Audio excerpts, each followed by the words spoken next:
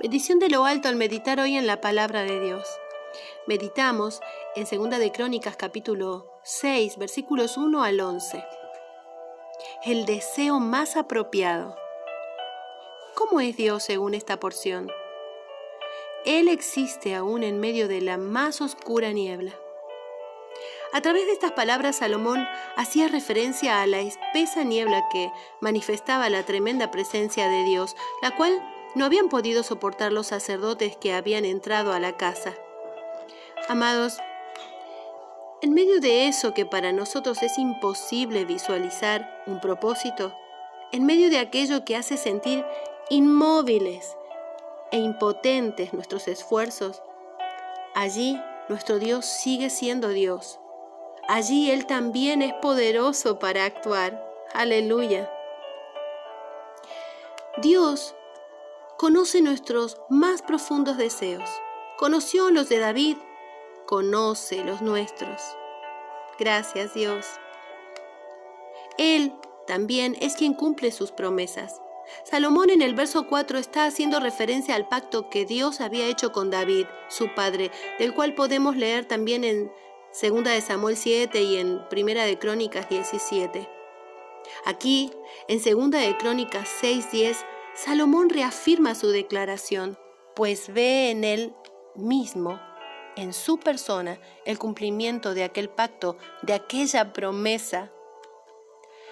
Dios también es Dios de propósitos. El templo era el cumplimiento del plan de Dios, no el plan de David o Salomón. David y Salomón fueron instrumentos humanos, pero la obra era de Dios. Amados, las acciones de Dios, el obrar de sus manos, como lo menciona Salomón en el verso 4, se llevan a cabo en nuestras vidas a través de su palabra, de sus promesas, de sus pactos con nosotros. Dios también es misericordioso con aquellos que caminan con Él de todo corazón. Y Dios, finalmente, y resumiendo todo esto, nuestro Dios es Dios de pactos. Aleluya. ¿Qué enseñanza encontramos en esta porción? Varias. Esta porción nos enseña que los propósitos de Dios y sus planes se cumplieron en Salomón debido a su fidelidad, pero también a la fidelidad de David, su padre. Dios tiene planes también respecto de ti y de mí. Él ha determinado promesas para nosotros, pero solo nuestra fidelidad y permanencia en Él y su palabra posibilitarán su cumplimiento. Que si somos fieles a Dios, veremos su mano. Esto también aprendemos. Sí, veremos su mano obrando en nuestras más inquietantes circunstancias. Aleluya. Aprendemos que el deseo de David se cumplió en su hijo. Esto conmueve mi corazón, pues muchos de nosotros tuvimos que llegar a Dios y al conocimiento de su gloria a través de muchos golpes y tropiezos. Pero si nos mantenemos fieles a Él, nuestros hijos tendrán el camino señalizado.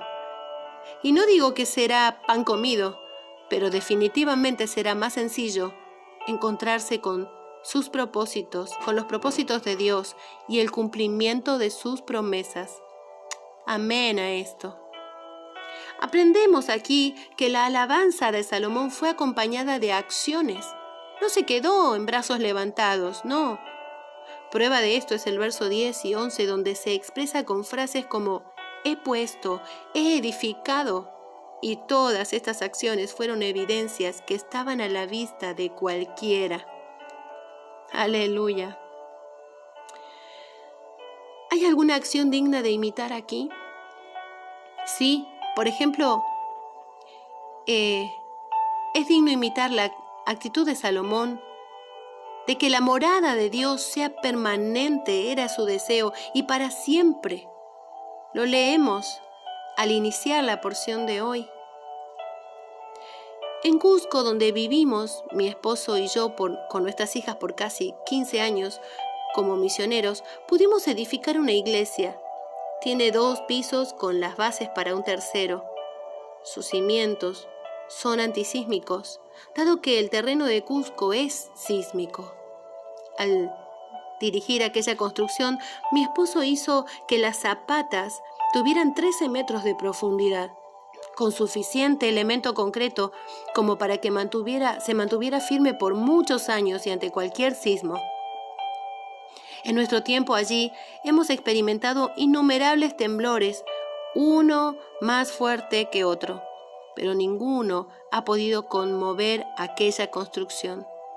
Amados, así será la vida de aquel que edifique su vida en la roca inconmovible que es Cristo.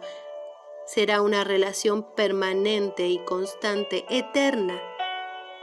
Sería bueno imitar esto en Salomón, ¿no crees?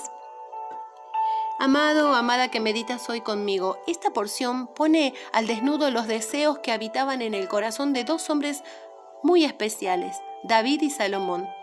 Podemos constatar que esos deseos del corazón de ellos estaban enfocados en Dios, su obra, sus propósitos, sus promesas, su pacto, su gloria, y en que estos fueran permanentes en sus vidas.